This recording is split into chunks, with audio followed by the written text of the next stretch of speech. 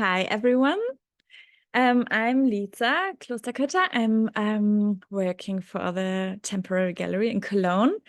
And yeah, I just wanted to welcome everyone. I think, yeah, we're, no, there's no one in the waiting room. Yeah, so we are here for the artist talk with Alberta Whittle. She's having her solo show at Temporary Gallery. Yeah, just like starting on Friday, and we had a beautiful opening. And I also want to welcome Sourgrass, Annalie, and Holly, which are the curators of the show. And yeah, we had like a guided tour yesterday, and so it's kind of like a third event in a row after each other for like this whole opening weekend. And yeah, so it's kind of like a super nice moment to also start a conversation with Alberta, because yeah, she couldn't join the opening, but so now it's yeah, kind of like a important moment to talk to you about your work and about the exhibition, Alberta. And yeah, so I just wanted to mention that there's a beautiful booklet also accompanying the show. And yeah, I think there's already a link on the website. So yeah, you can just have a look there. And yeah, so I would just like give the words to you three, and let's just start. Thank you so much, Lisa. Thank you for that really, really wonderful welcome. It is a privilege to be back in Cologne. My name is Holly. Of course, Annalie and I comprise Sourgrass, and we have been working in really interesting ways with many institutions since 2020 on exhibition building and pedagogy and like relationships. And one of the really wonderful things about this gathering is that it was seeded 2 years ago, and Annalie will move into that a little bit in terms of giving you the arc and the timeline. But it's important to anchor this connection and this moment that we have today in the privilege of gathering.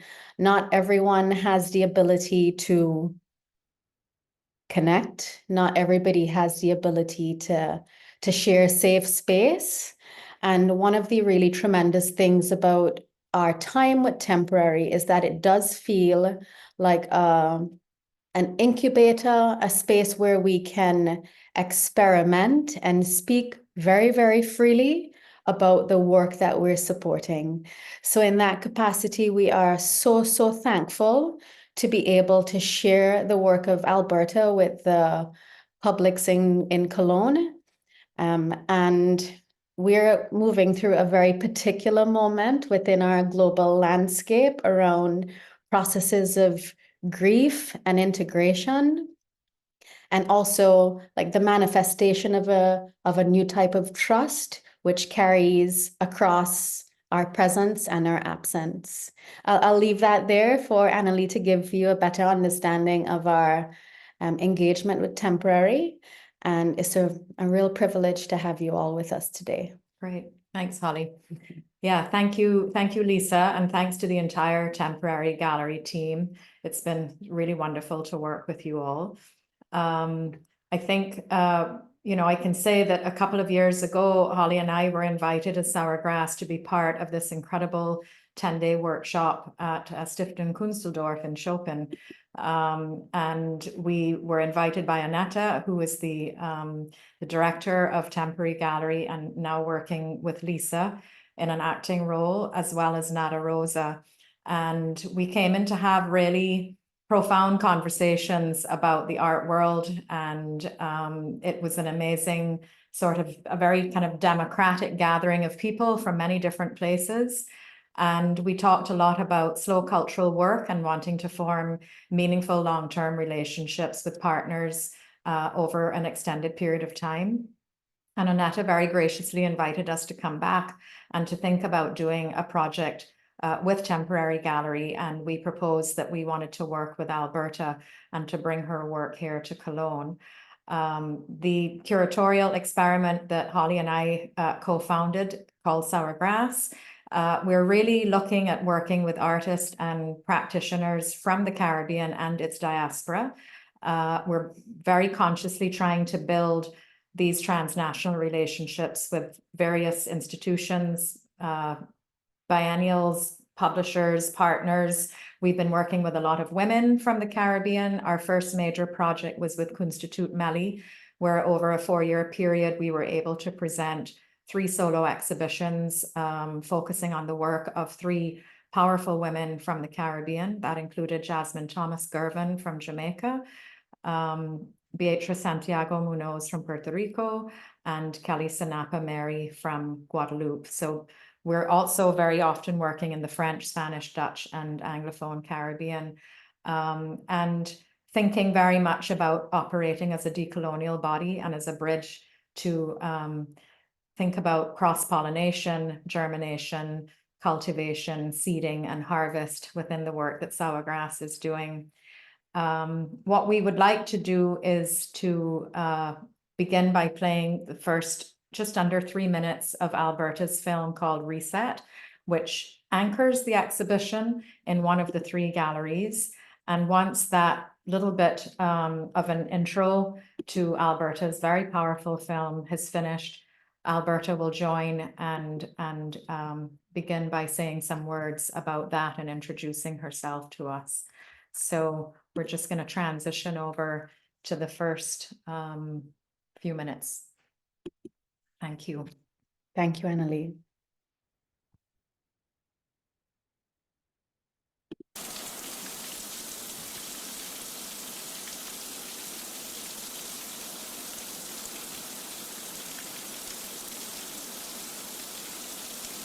I'm trying to learn how to heal. Take a deep breath.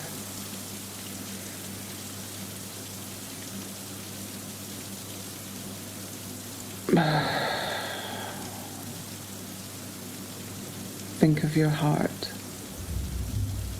Send love to that heart. Send love like a deep hum to your heart. Take another deep breath.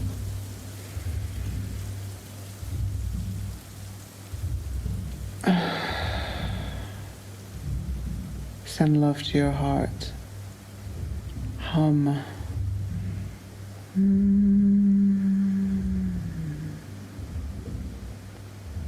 Another hum.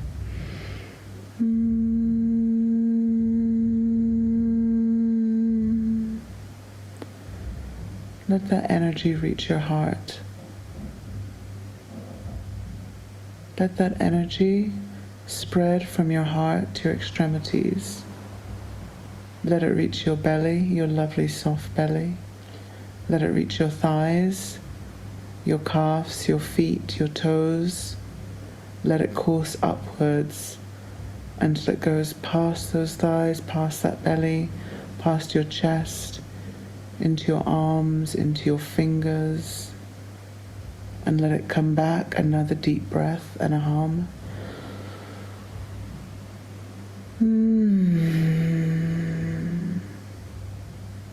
Let it return to your heart.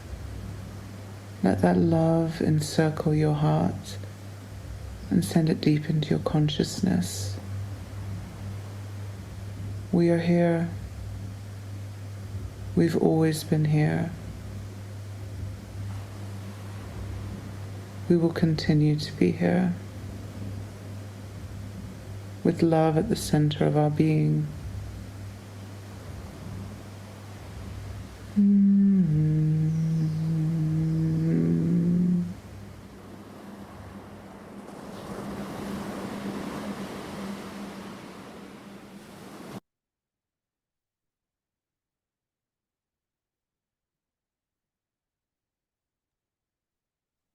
Thank you so much for that wonderful introduction, Annalie and Holly, and thank you so much, Lisa and Danetta and Christina, for making me so at home when I was in Cologne.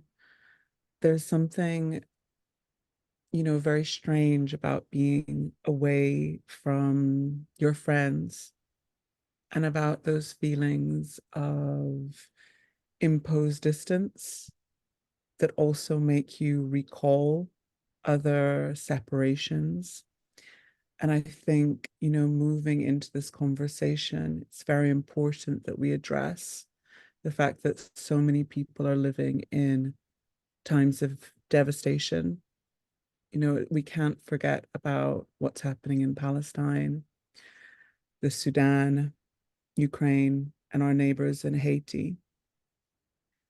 This is an ongoing period of very real lived grief that I think the world is really trying to find ways to process. And that meditation that begins the film, it really came very close to the end, actually, of editing Reset, when I was editing back home in Barbados in 2020, in the September of that first year of the pandemic, during a lockdown at home. And in that same year, in February, only 7 months before, we lost our elder, Kamal Brathwaite. And Kamal is a very good friend of my mom and dad's, and also is really someone who my sister is very close to. In a strange way, I know him best through their memories because of me living overseas. But through his work and through his mission, as I really see it, and how he centers on nation language, but also these times of deep reflection about the catastrophe of the times that we are living through, has really, I think, created an interesting lens for Sourgrass and myself to proceed in this collaboration with Temporary Gallery. And with that in mind, I wanted to read the first 7 stanzas of Kumina, which is part of my work, a portal which is installed at Temporary Gallery. So I'm just going to read the first 7 stanzas. Mm-hmm. On the first day of your death, it is quiet, it is dormant like a doormat. No 1 foot touch its welcome. Its dust on the floor is not disturbed, nor are the sleeping spirits of this house. I sit here in this chair, trying to unravel time so that it wouldn't happen twine. On the second day of your death, I break a small bread. I can still smell the sweet flour of your firstborn flesh. On the third day of your death, the water in my urine turned to blood. I cover the waterfront of the mirror where blue cloth, where your face stood. On the fourth day, you should be rising, knocking at the door of darkness, coming back to me. I do not hear your call. On the fifth day after your death, a young white rooster, white, white, white, feathery and shining tail and tall neighbor of sound from miles away in the next village, stands in the yard, and from his red crown crows and will not go away. He struts round to the back a wall, his one eye clicking, clicking as he crows, comes to the glisten of my window, and he crows loud, like the overflowing voice of my Trelawney waterfall. On the sixth day after your death, there is this silence of flowers, their petals say their shining needs, soft water needs, sweet showers needs, sweet rain from heaven. I see them once again inside the chapel of my funeral. On the 7th day after your death, the yellow flour in the cupcakes in the kitchen have gone sour. There is an eye of rancid in the middle of their meal. I am unhappy like the wind, and tides are restless rivers. I can't find you. I can't find you. I cannot be consoled to dreams. The mad dogs of the pasture kill the cock and pillage it. Mad woman wind is scattering white screaming feathers, petals, petals over all the burnt and burning ochre color land. I want to just stop there, but I would like to ask those of you who are in the waiting room, and Annalie and Holly and Lisa, to just put our hands on our hearts. Close our eyes for a second. Take a deep breath. And remember those that we love.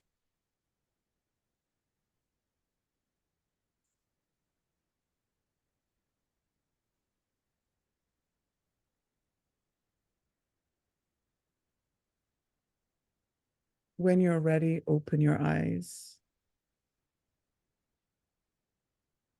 You know, it's that love which I think is really grounding the conversations which I've been having with Temporary Gallery, as well as with Sourgrass, Annie and Holly, Annie and Holly, that I've known for a very long time now. And I think there's something about making work with friends where that layer of trust and communication can suddenly find its way in a more of a shorthand when you are separated. And it's been really interesting actually approaching this installation from a distance, because Reset was made across a distance, across an ocean, and it really is very much about separation from those people that you love, because it's the third film in a series that I made in 2020 around this idea of creating dangerously. And as I mentioned when I began talking, you know, we are living in this time of catastrophe, but we're also now living in a time where we have to acknowledge that we are living in dangerous times, and the work that we are making together requires us to be accomplices and friends. And I first started really thinking about this when I read this amazing David Scott article on friendship. And, you know, I'm very glad that I can consider Annie and Holly both friends, but also the Temporary Gallery folk friends, because this work here was very much produced under the kind of methods of friendship. I was actually in Barbados for most of 2020 when the pandemic first happened. And around that time, I was working out of my bedroom, back home in my childhood bedroom, and up at my grandparents', and editing, as well as working with friends over WhatsApp, over Zooms, over WhatsApp calls, trying to figure out how to make this film come together. And it was after several months of the pandemic, and where this feeling of deep fear and anticipatory grief had to move way into real grief of actually not knowing when we would be together again, because so many of my friends had actually scattered. We'd all had to scatter because it almost felt like an apocalypse. When COVID happened, we just did not know when we would be together again. But also, it's important to remember that this was a time of deep socio-political and environmental stress. That this was a time when we were marching for Black lives, and the questions that surrounded even marching were incredibly racialized and dangerous. And therefore, the methods that went on into making were very much from this idea that friends would have to become accomplices. And how I decided to edit this film was really, it really stemmed from the conversations that I had with friends about their interactions in public life, but also their interactions with authority. And so at different parts of the film, such as the still, which Holly has just shared, there are images of interactions with the police. But throughout, because of these lenses of surveillance, you will not see anyone's faces who are actually on the receiving end of these interactions with the police. And I think, whilst this exhibition is on, I've been, very curious to see how these conversations are very live in Germany as much as they are in the UK. But also how this exhibition is really hoping to create these different spaces or portals for a different sense of vocabulary building, but also vocality.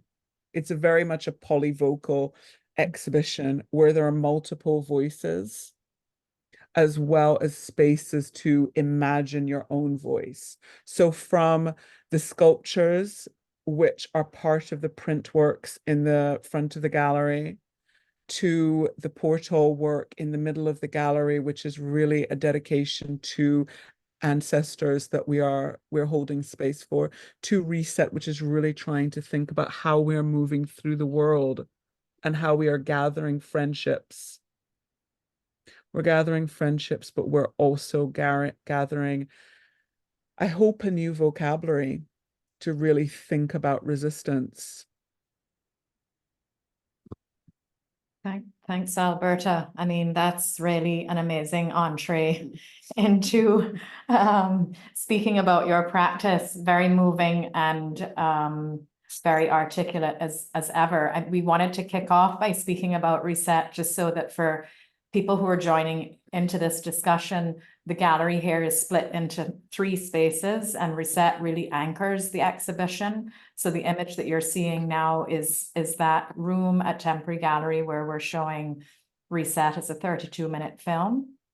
And we wondered if you wanted to say a little bit more about like the role of breath in this work, because that was very much conversations around the Black Lives Matter movement and the George Floyd moment when you were making these films. In fact, we were at one of the Black Lives Matter we were together down together, which is visualized in this. Yes, exactly. So yeah, I think that the opening with breath and that kind of moves throughout the film would be a good thing to maybe. Of course, yeah. it's this film is a really important one within my practice because I learned so much about editing with this film. It's really important that we actually, for me to see this film being shown in an actual installation is very unusual. It has been shown more online because of the nature of when it was actually first commissioned. So it was commissioned as part of the Frieze Artist Award, and Forma and Frieze co-produced it and co-commissioned it. So I had a lot of really amazing time for feedback and support, but also it was the first film I knew going into it that it would be a film that would be watched on people when people were alone. This was not made for a white cube situation. And that in itself really meant that I had to learn very quickly about how I wanted to relate to the audience. And this idea of the breath and reminding audiences to really stay in their body felt incredibly important, because as someone who speaks very quickly, I've been told that this is unfortunately probably a sign also of trauma being held in my body, because it's almost like a state of panic. And when I think about the work and the world that we're living, I really recognize that so many of us are really living in these almost slightly panicky states. And when I think about that there, and I've been like doing my research about like really how do we remain flexible and supple as researchers, as artists, as curators, it's very much about allowing or encouraging the body to feel. And so thinking about numbness as being almost like the most oppositional state I would want my audiences to sit in. It was really important for me to bring the audience back to their breath. And that first almost like chapter page, you know, it's a dedication to the living and dead. And that's also in brackets is the phrase, is the name Gladstone, who's my grandfather. And I wanted to, you know, I was editing at his home, and his spirit was very much with me during that editing process. He was always someone who was incredibly supportive of my creative aspirations. And he was also someone who had quite an interest in alternative life force. And so really wanting audiences to sit with their breath, but also to acknowledge the privilege of breath felt very important when we were literally, you know, in this state of almost worrying if we were going to lose our breath because of COVID. Yeah. You know, I remember getting WhatsApp messages teaching me how to exercise my lungs to make sure that my breath, my lungs would recover if I got COVID. So the idea of really integrating breath work into this film was a lesson I learned by September 2020 about how to make sure the audience was not going to be more traumatized from seeing my work. And so I often use this chapter format within my work so that there is space, but also there is a sense of rhythm, a slight uncertainty in the rhythm, so the audience can come back to their body, that they might be lost in the visuals for a bit, but then they return to their body and they really have time to process what's going on. But of course, as Annalise said, you know, we were at the Black Lives Matter march together in Barbados, and, you know, I can't breathe was everywhere. That phrase was everywhere. And so the privilege of actually being able to breathe was something I also did not want the audience to forget, because it is a privilege, you know, especially now in the times of wars everywhere. There is war and there is bloodshed and there is tear gas being dropped everywhere. The privilege to actually breathe and be in your body is incredibly significant still. Yeah, thank you. Yeah, thank you, Alberta. So many things to think on with regards to the organic body. And I feel as though you're so clever. You're doing very clever work. You know, it's somatic, it's sensual, but the device is clever, the device of the collage. So you're giving people a lot of room to be in this space with you. You know, you take us along through the breath and the arcing crescendo of a dancing body, all of these orbs. You take us through the sky, through these protests and the unveiling of the Black sensuous female body. And all of these things are operating with so many codes. And then there's like slippage. And Yes. I want to talk a little bit about this slippage because it is, you know, angular, because it happens within the frame. And you just allow us to see little seepages. And these little seepages have like certain magic about them because they bring back like gifts. They bring back like the memory of transformation. They bring back many moments for us to escape. Maybe we're even recaptured by the actual like format. And I want to know a little bit about this trickery because it is very uncommon, or maybe it's very common in the language of your work because you do work in collage and montage, and that's a significant kind of grounding and building block of your practice.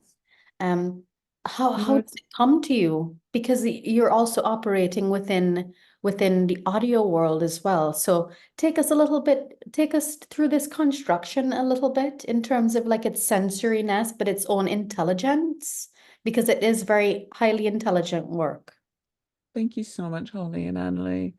You know, I think it's funny, you know, when I think about this film and like watching it again, because I actually don't often have the chance to be rewatching the work because I don't want to kind of almost kind of just always be talking about the same thing as much as I think of the works as being very sequential.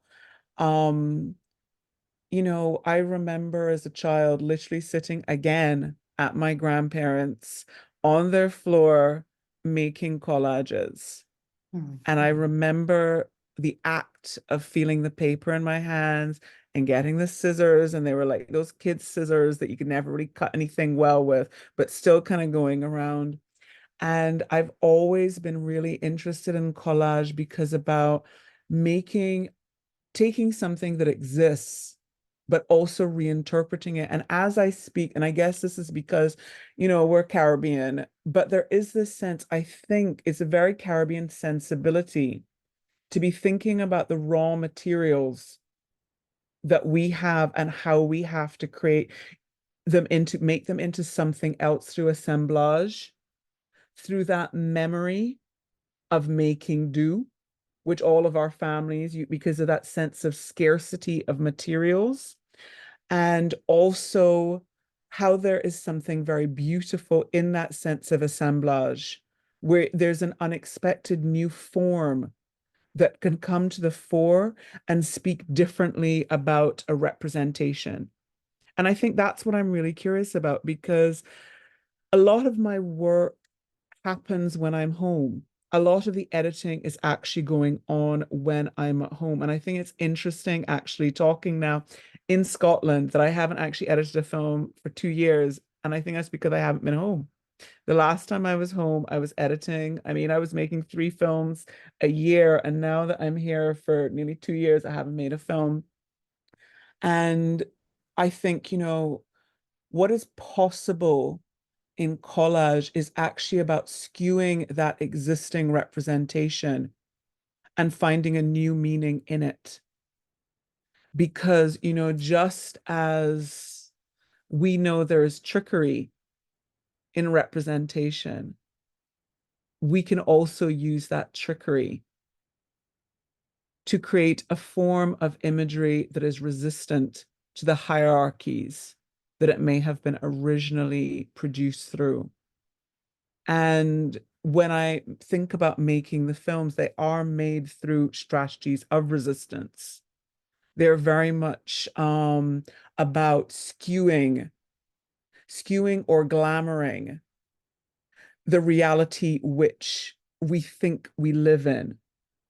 And I think, in the conversations I've had with you all, over the years, we've all been very curious about what is really going on beneath the surface, but also about the signs of insurgency that are present in the land or in the ocean that are not always acknowledged. And I think, as I have moved through the world, more often than not, I find myself looking at this idea of truth and representation with an incredibly skeptical eye.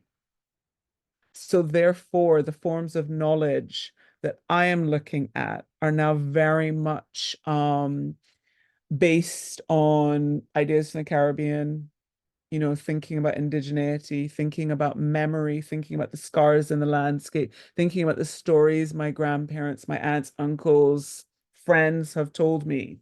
And a lot of the work in this exhibition is really based around the conversations with these different genealogies of accomplices, who I definitely consider you all part of. And I think, there is something really freeing about when you do start looking at the world with a kind of sense of skepticism. The character of Anansi, I love Anansi. I mean, I got big love for Anansi. So just for those of you who don't know, Anansi is a kind of folkloric character from West Africa who pops up in the Caribbean, but also, is this spider, this kind of naughty character. And I think we need to almost encourage ourselves to be more like a Nancy who is doing interesting things with Well, this point and we're making just observing that Anansi has shown up at collages. precisely the moment you've spoken about I Anansi mean, and you know, started I to love a glitch the trickster. whole PowerPoint. I love I it. love a trickster. Love a trickster. You know, so for me, it is very much about thinking about what can be called forth in these moments of insurgency and what knowledges are beneath our feet, whether that's beneath the waves, you know, as Kamal would speak about tidalectics, or possibly what you as Sourgrass are thinking of in the land.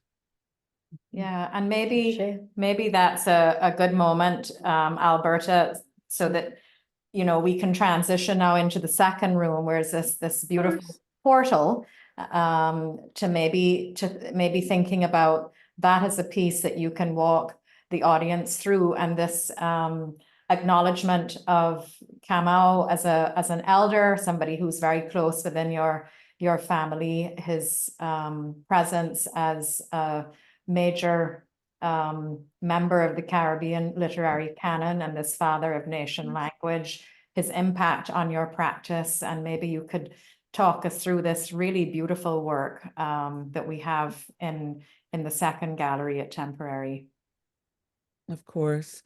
As some of you, if you look to the right of this image, you'll see all of the different elements that comprise of a portal for breathing love into the elders, or an adoration for kithfolk who we long for. And again, you know, the title, it does speak of this idea of separation, but also of different realms. And I think approaching my work with a sense of possibility, but also to really think about what is on the other side is very much a key tenet in my work, because I really, especially recently, including some work I just did on the Isle of Bute in Scotland on the West Coast, it's very much about trusting the unknown.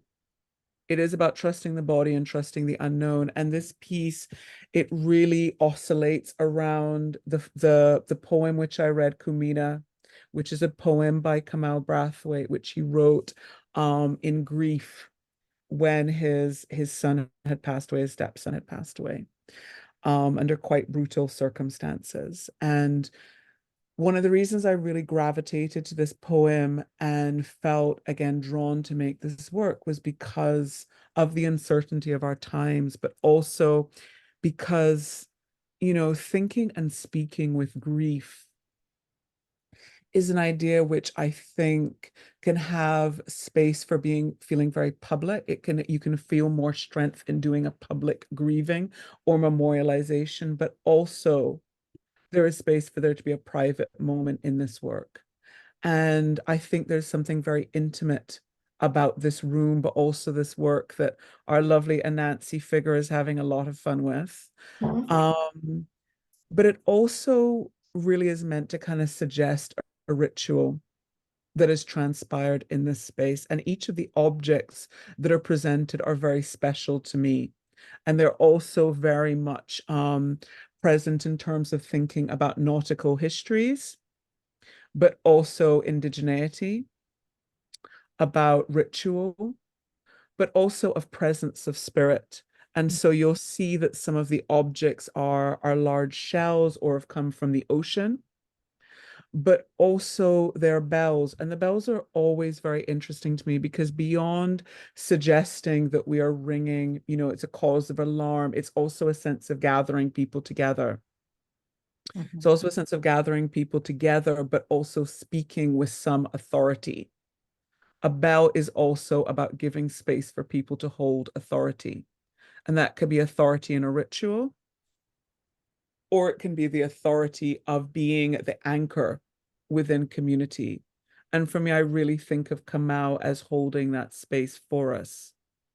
And the machete that you see on the top right has become a really important emblem in my work. I'm always quite curious. So I've done these different like kind of carvings into the side of the machete, which also reference this Kumina poem, the cosmology of sudden unexpected disaster. And it's carved also with this imagery of snakes. And going into making Reset, I was just constantly dreaming of snakes. And a dear friend said this meant ancestors were trying to communicate with me. And it felt really important to bring that emblem to the fore, because the machete becomes, it is not necessarily, it has this double layer of being a tool from the garden. You know, my grandmother has a machete. She's not about to hack someone open, as much as it is also a sign of resistance. And it's the duality of this instrument, this machete, that I'm really curious about. And initially, I actually started working with it because I wanted to make a print from it.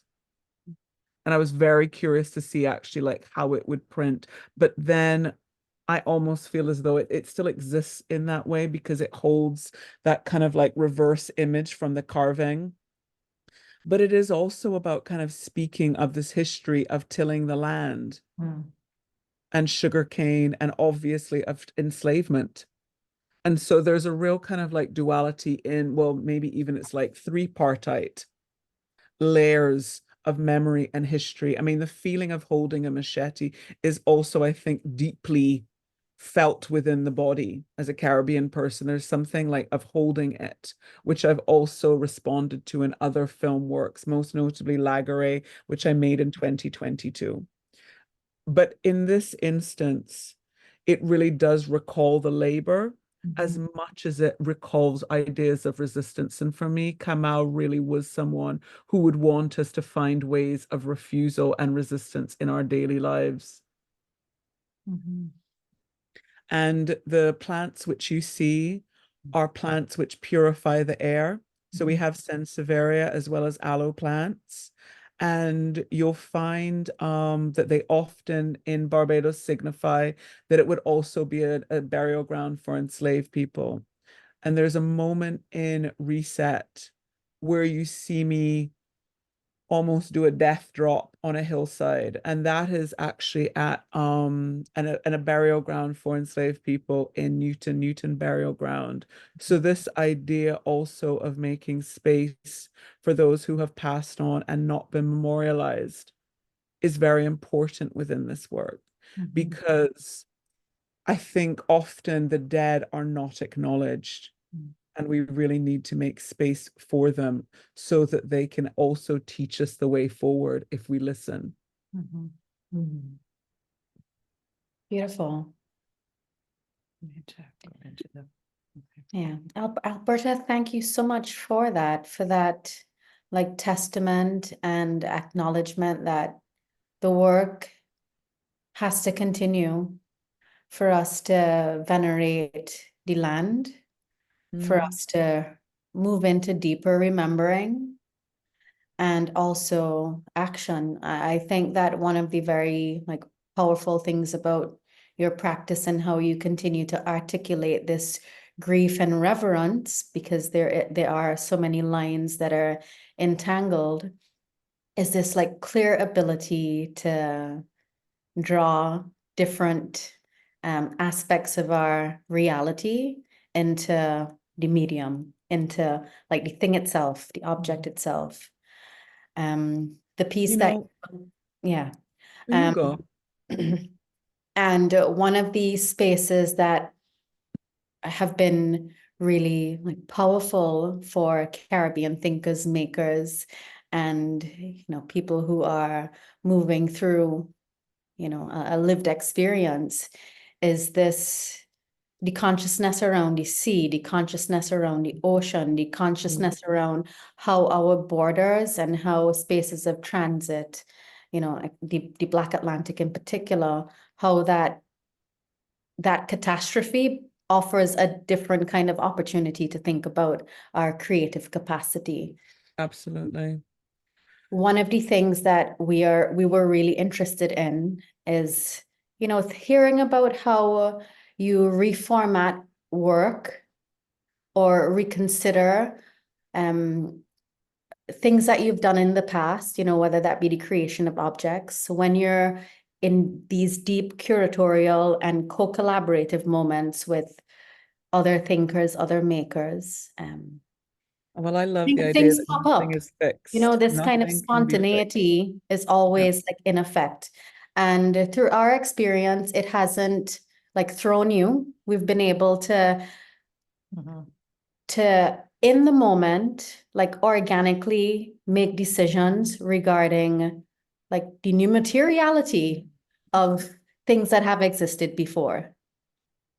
And Yeah. I want you to speak about this because there's this openness within you that allows for this to happen really like in a gestural way and in a really equal way. You know, there's That really makes me smile, you know, because I am such a control freak. I am like such a control freak. But you know what's really weird? Like I really also love being out of control. And I think, you know, how we were talking about friendship and when you kind of like go into these relationships with trust, I'm always very curious about the unexpected things that can happen. Like seeing you when we were installing Coiling Beneath the Waves, the sand reminds us to believe, and seeing it in your hands made me think about it differently. And you know, this film Reset was made so quickly. It was really, you know, and there's a sense of speed and suppleness and agility, which I really like in my making practice. So the work is never really done until it's on the wall and there's maybe been a day or so or whatever to think about it, because bringing it into a different context might mean something else is required, which means I can be very annoying for institutions, but it means that something unexpected is always possible. And, you know, in some ways, I think maybe this is my resistance to really being contained by an institution. Because for me, it's really important that the institution or the gallery or the curators knows the work can really change, you know, and nothing is fixed. Because, I mean, Reset is actually the only film from 2020 that I did not re-edit, that I did not make a second part of, which is interesting because the first two films have all got a different version in 2021. But Reset is very much kind of, it's like a circle. It's held in its own self. But when work comes to a new context, it has a life of its own and it very much needs to be fluid and loose. And when you see work sometimes in other people's hands, it can change things. But also, it's interesting when you trust other people to make a different material for you to respond to. And that was very much what happened with Reset. You know, even the costumes, you know, were kind of conceived of from a distance. The dance choreography, that was conceived of from a distance. And also, you know, what people don't really realize, I think, you know, I do a lot of my own filming, but when I can't and I work with like a professional like DOP or a cinematographer or whatever, I will use every last little bit of footage. They don't think I'm going to use this bit here where it's blurry or this, that, or it's like, nope, that's there. And I really think it's because in a strange way, you know, I just had this text written about me by the incredible curator and writer Jade Foster, and she wrote about disorientation in my work. And I really, really appreciated that text because for me, it is very much about encouraging the audience to stay soft and to be supple so that they can be disorientated. But also with that in mind, I must say disorientated, which is why there's something quite freeing when you trust someone to go in and install your work. Like I was very curious because obviously I was unable to come, and that was very last minute that I wasn't able to come because of illness.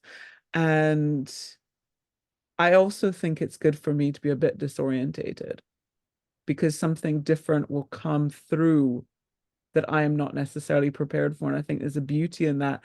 And it kind of came without really thinking about it, in particular with this work with the blue chalk.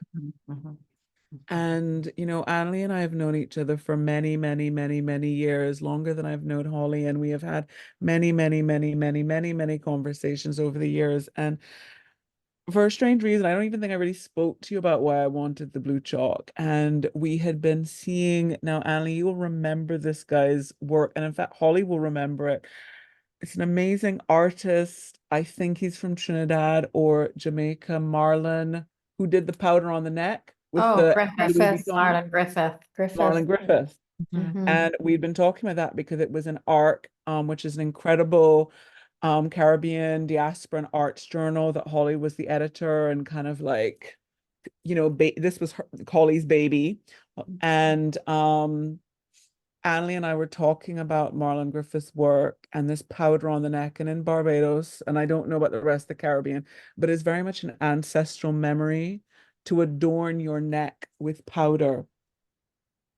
And it's interesting how class also features in that adorning. But also where does it come from? Because it is beyond keeping yourself cool. And the idea of this powder as adornment has always stayed in my mind. And when I think about the work, I almost like to imagine what happens when that gallery is closed and the work is just doing its thing. And who is visiting the work?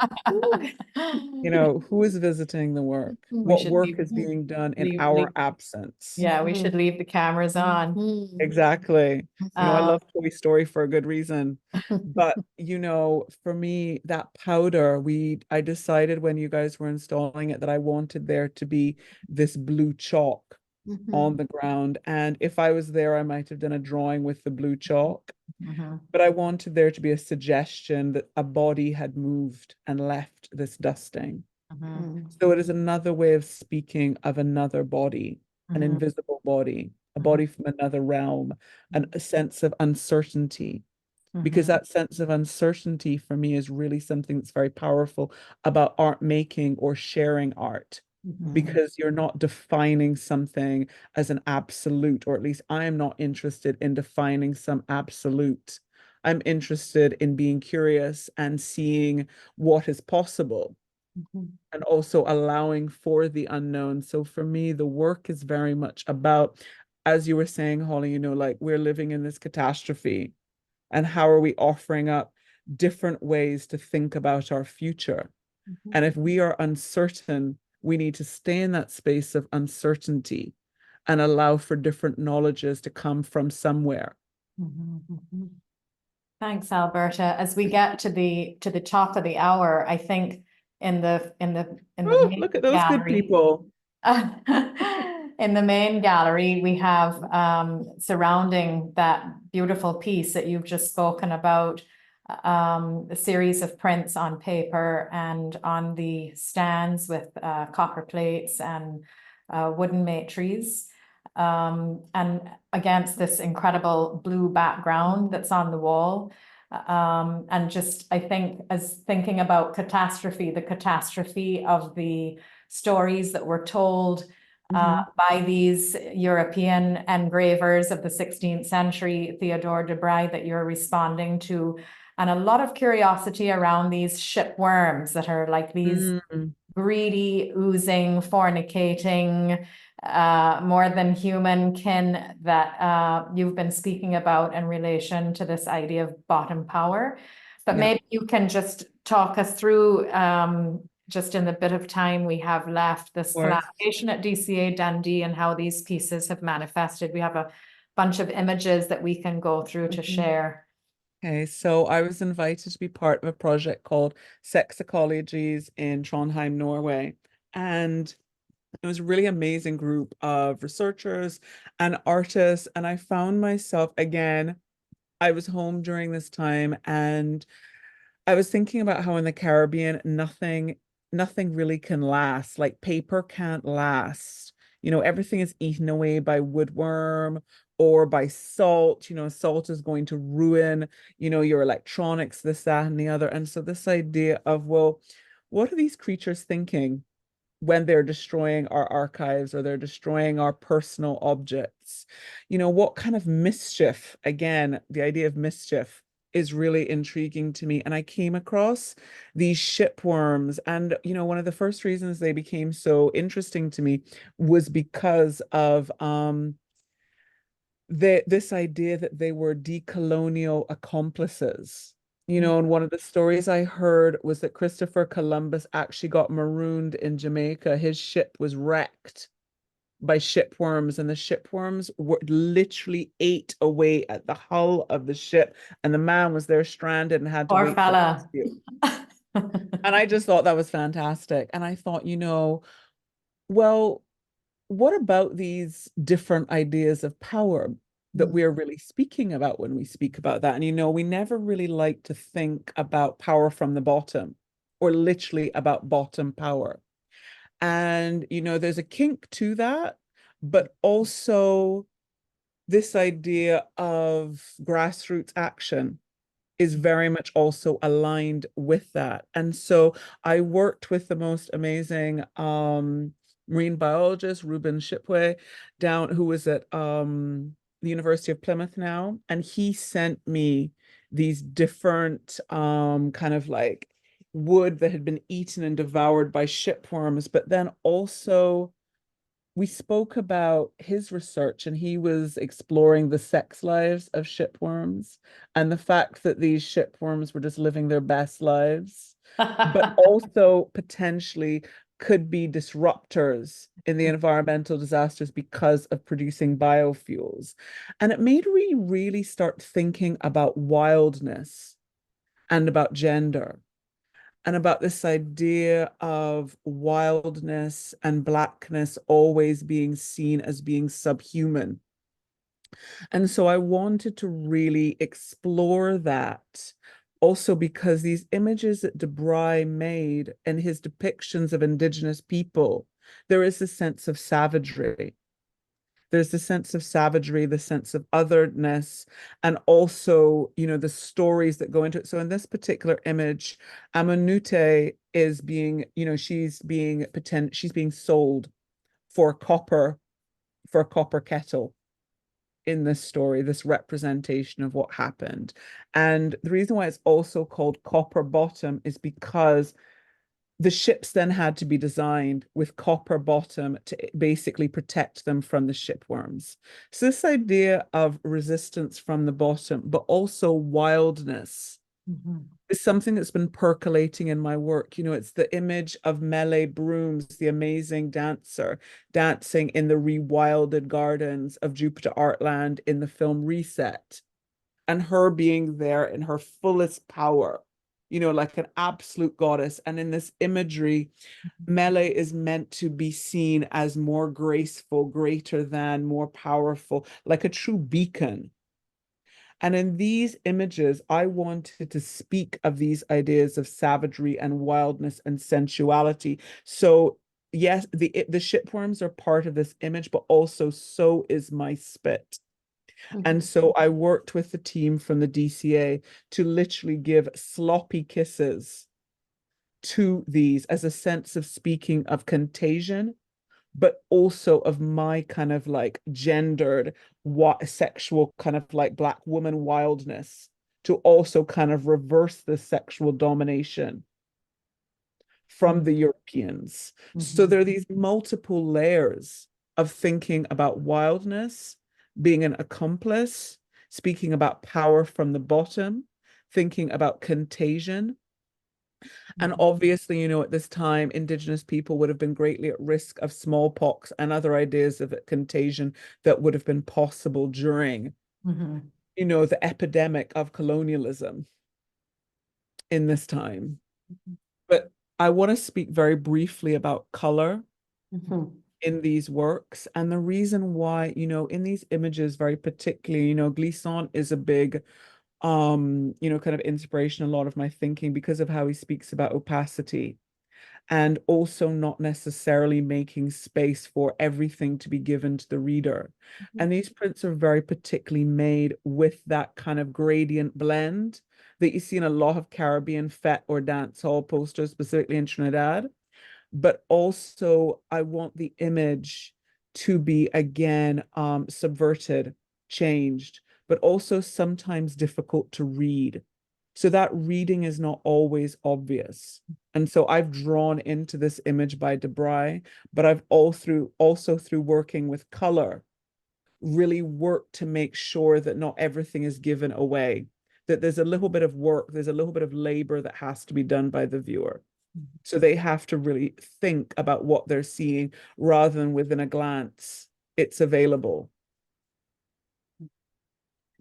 Oh, Alberta, so very dense and beautiful, and I think so moving. Your articulation, the what we would call the queering of this representation, a real kind of disrupting what's coming back to us, and the struggle as well. When you're in the space looking at the plates, how we negotiate our own eyesight with light and reflection. So it also becomes like a part of like the body's work to really see, to struggle to see.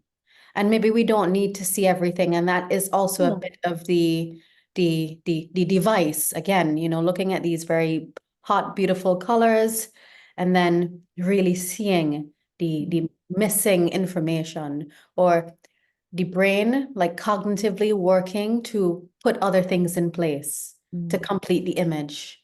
It's Absolutely. really, yeah. And I think, provocative. when my dad got this book when it was the 500th year anniversary of Columbus, and this was the first time I had ever seen the images. And I remember sharing these images with different kind of like, people I knew, because I was really fascinated with them before I started making the prints. And it was really worrying how erotic people found these images, and just that kind of that lack of boundary in terms of devouring these images of indigeneity, and the fetishization of them, I found very troubling. And so allowing for there to be opacity, even whilst we speak about sensuality, and as you say, queering these images and speaking again about the power from the bottom, and disrupting that narrative of representation and what should be available for consumption, has been really interesting. Thinking about that image also literally being altered by my spit, by my, by my organism, I mean, while I think that we probably do need to think about wrapping up, we could, of course, continue this conversation for a lot longer.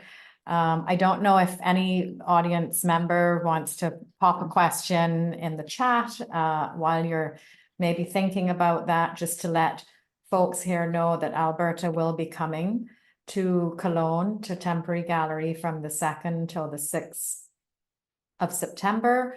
And we'll be doing a special screening of her film, The Axe Forgets, but the Tree Remembers. And we'll be able to meet with people in the space, because we do have a digital catalog. We could possibly pop the link in there, I don't know, in the chat. But there is a digital catalog that you can access, which has in a curatorial text by Holly and I, but it also has some excerpts by Alberta and her writing that refers to The Axe Forgets, but the Tree Remembers. And you can access that catalog online. I'm going to stop the sharing of Okay. the PowerPoint, and perhaps we can go to see if anyone has any questions or thoughts. And I mean, there's also a lot to absorb, so if there isn't, that's also fine. I don't know. And if not, I don't know if Alberta, there's anything final that you would like to say. Oh, we do have a question. Renee. Ren. I don't have a question currently, also because I haven't had the chance to see the exhibition, but I wanted to write to express gratitude for your work, Alberta. I really appreciate your work and how you frame it. Many, many Thanks. Thank you, Ren. Thank you. Thank you so much, Ren. Mhm. You know, I think it's just really important that we return back to our bodies. You know, some of these conversations may have been triggering. You know, we need to also make space for that. And, you know, I'm so looking forward to continuing the conversations locally in Cologne and obviously also with you, Annalie and Holly, you know, because it feels as though, you know, this idea of working in a slower way with more, you know, kind of long-term aspirations. So there is time to reflect. Feels really vital now. And it's a real gift to me. The exhibition is on for quite a long time. I think it's on until December. Mhm. And I'll be back in September to share this. You know, it's a very interesting kind of bookend to reset. The axe forgets, but the tree remembers. So I'm very much looking forward to that. But I also want to just remind everyone to just take a moment for themselves, and maybe we should do a short little meditation at the end. Yeah. Sure. So if I can just invite everyone to put their hand on their heart and take a deep breath. Release. Close your eyes if you want to. Take another deep breath. Release. Do a shake.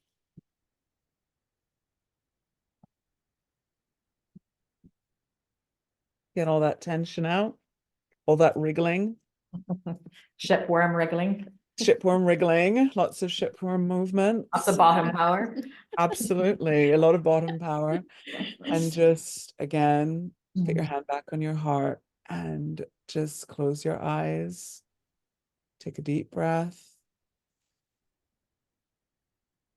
And release. And just hold yourself in a soft space. Hold yourself with gentleness, with grace. Remember that you are love, that you are love, that you're the wildest dreams of your ancestors. Take another breath. And release. Thank you so much. Thank you, Alberta. Thank you, Alberta. Thank you, Lisa. Sure. I don't know, Lisa, if you want to Yeah, say. thank you so much. It was wonderful, you three. I'm like so much in many thoughts, and yeah, we'll take this conversation with me to the evening. And yeah, I hope you have a beautiful night, and yeah, just say goodbye to everyone. Goodbye, Thanks for everyone. joining. Thank you, everyone. Have a everyone. great Thank you. evening. Thank you Okay. very much, Bye. everyone. Have a good rest of the day. Bye. Bye, Bye. Alberta. Bye, Alberta. Bye. Lots of love. Bye, Bye, Holly. Bye, Annalie. Bye, Lisa. Lisa.